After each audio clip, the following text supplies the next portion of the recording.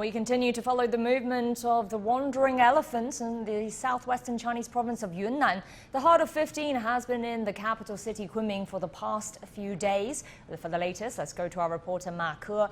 Ma Ke, so these elephants have wandered so far from home already, several hundred kilometers away. So update us on their movements and also how locals are dealing with them. Yes, Zhao Yang, the animals' movement have been very unpredictable in the past few days. As of 3 p.m. on Saturday, they have moved yet another 12 kilometers, and this time towards the northwest direction. It seems like they've changed their mind. They decided to not go home just yet. But there is a piece of information online and some supporting amateur photos and videos saying that the elephants might have returned to Yuxi, which is a city to the south of Kunming. But the on-site command center is yet to confirm that piece of information.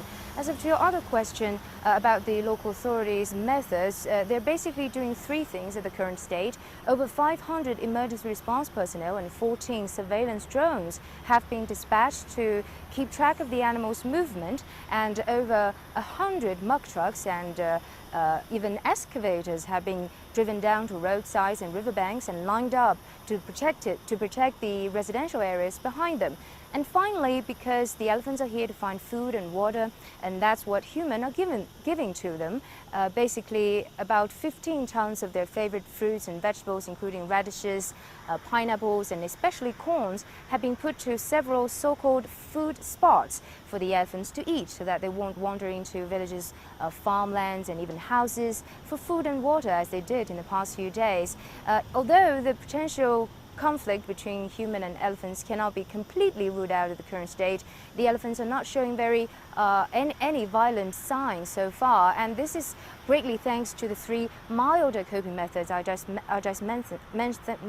mentioned, and local forestry authorities are not suggesting to put them down for the current stage. As you know, Asian elephants are a Class 1 protected animal and also endangered species in China, with a total number of just over 300. And the people of Yunnan have also living in harmony with them for decades. There are altogether 11 natural reserves in Yunnan for the Asian elephants, and including the one in Xishuangbanna, where this herd in Kunming originally came from last March. And I want to add that this herd's in Kunming's migration is not an individual case. There is another herd of Asian elephants of 17 members moving south from their natural habitat in Xishuangbanna. Although they haven't moved as far as this herd in Kunming, they have done an equally amount of damage to people's properties.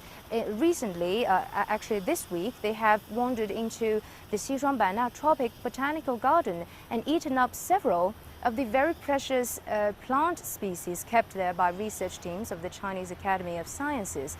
And lastly, Zhao Yang, I want to add that although you may have seen some videos and photos online telling you how cute or adorable the baby elephants are, it's really unwise or advised against by experts at the current state to approach them to take photos, videos, and even try to pet the baby elephants, because the matriarchal elephant herd is very protective of their younger members, and it's really wise to just observe them from a distance if you're really curious.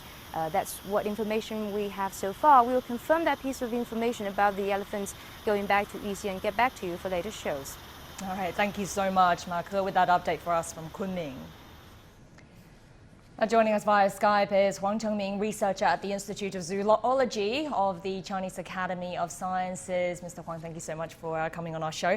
Now, the elephant's journey, this has been captivating Chinese audiences. What will happen if they continue northward? What's ahead of the path for them? Yeah, it's a lot of problems. When the group of elephants move further northward, they will feel a lot of challenge, such as no enough natural food, no habitat, and more conflict in humans, because their natural habitat in southern of in Xishuangbanna, they already moved north. There's not natural habitat for them, so no enough food, not water. And people and they want to eat is the plantation. In that case, the elephant and the human conflict became more and more serious. So, as you say, their natural habitats are shrinking, but on the flip side, or the good news is that the number of wild elephants is increasing as a result of conservation efforts. So, what is the solution here? Yeah, for the long-term strategy for this issue, because for long-term, we need to restore the farmland back to the forest for elephant to improve their habitat quality, building the forest corridor to connect fragmented habitat. Before that, as the people population increased, the local people use a lot of forest to plant banana, plant rubber. In that case, their natural habitat became shrink. So they have not enough food, no enough space, live, not. At present, what we need most to do is to master guide them, the elephant group, back to the forest, back to the nature habitat. This is the most important.